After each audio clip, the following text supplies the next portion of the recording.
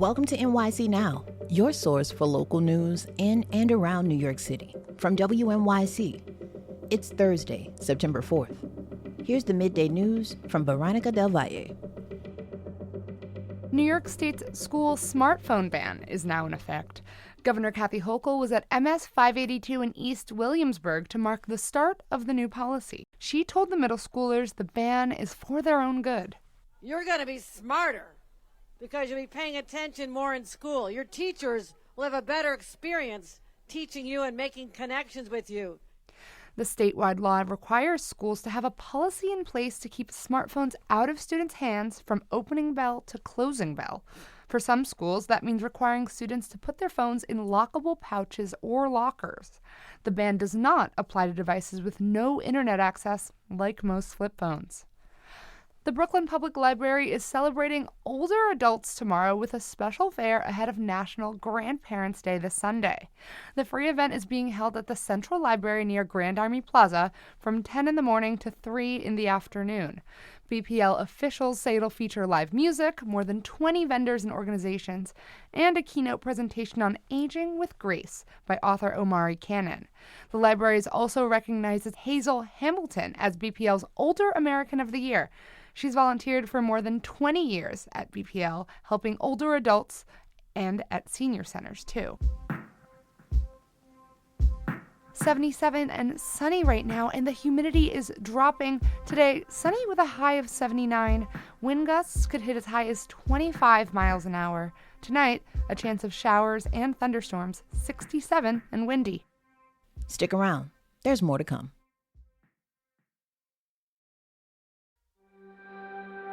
NYC.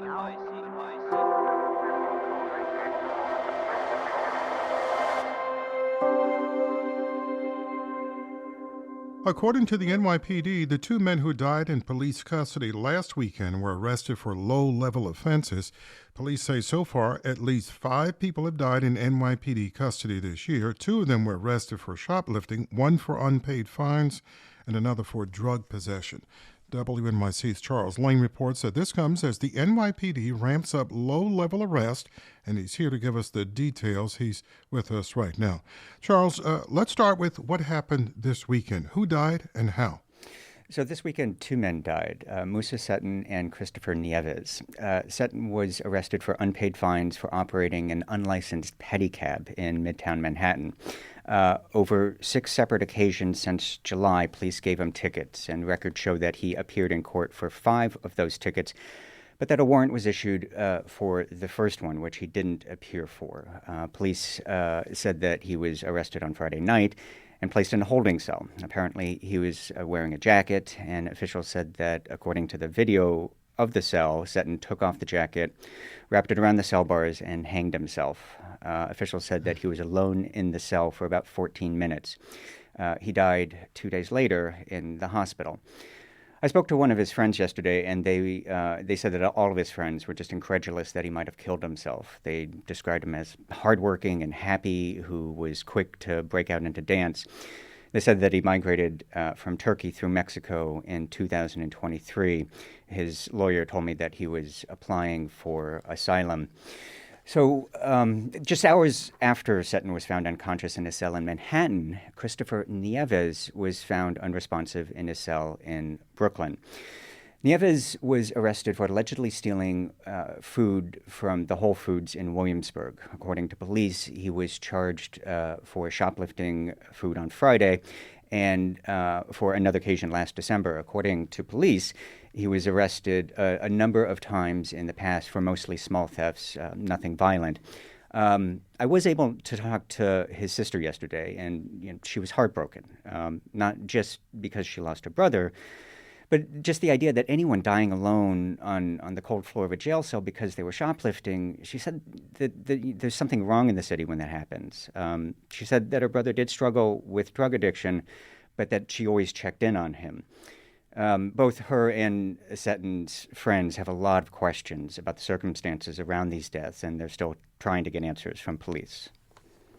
This was on top of 3 other deaths in NYPD custody this year. What do we know, Charles, about those incidents? So the 3 that we know about include Soso Ramashvili. He also died in the Brooklyn courthouse in March. He died of natural causes related to a stomach ulcer, according to the medical examiner's office.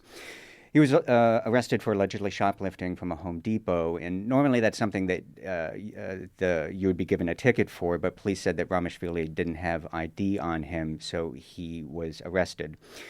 The second death that we know of was a man whom we never got a name for. He died in the Manhattan Criminal Courthouse. He was awaiting arraignment on drug possession. He was initially stopped in the subway for fare evasion, but when he was searched by officers, they found drugs on him and they arrested him.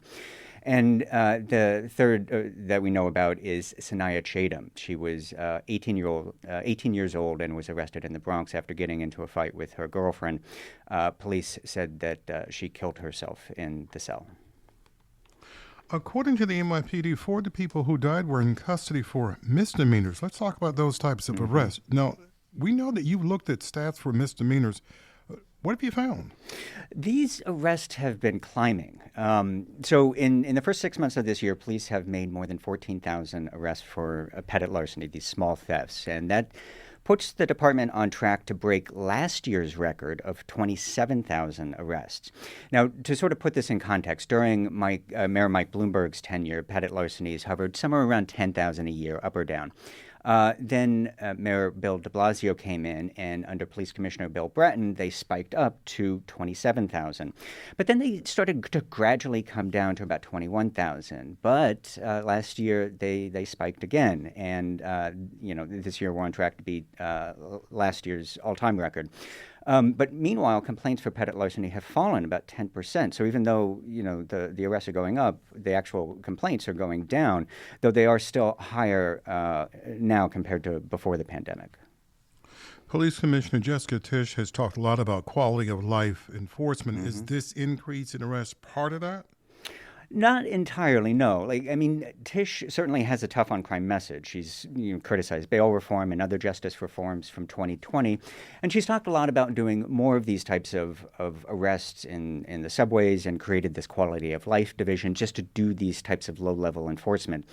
But looking at the stats, this trend predates her, and certainly with petty larcenies, they started going up with Mayor Eric Adams, and the same is also true for drug arrests. But really, at least with shoplifting, this is bigger than just the police. Retailers have been complaining about what they call organized retail theft since the pandemic. And prosecutors have sort of rallied to support them when they could, creating these training programs for retailers so that they can increase the penalties for shoplifting from fines to actual jail time. Basically, they're finding workarounds for ways to get around the fact that judges can't set bail on these small thefts. I talked to Ariel Reed about this. She's a lawyer with the Legal Aid Society, and she said these types of arrests, these types of deaths in custody are happening because the city doesn't have any other solution. Anytime this happens, throw them in jail, throw them in jail, throw them in jail. Don't actually get at what is causing the underlying behavior in an attempt to solve that. One of the things that Commissioner Tisch and Mayor Eric Adams have talked about a lot about is this idea of perception of safety, and that New Yorkers that New Yorkers have. And from Reed's perspective, things like drug addiction treatment, mental health services, and homeless services would make New Yorkers feel safer without having to arrest these people.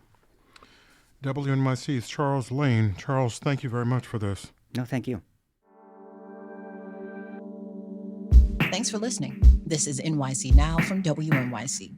Be sure to catch us every weekday, 3 times a day, for your top news headlines and occasional deep dives. Also subscribe wherever you get your podcasts.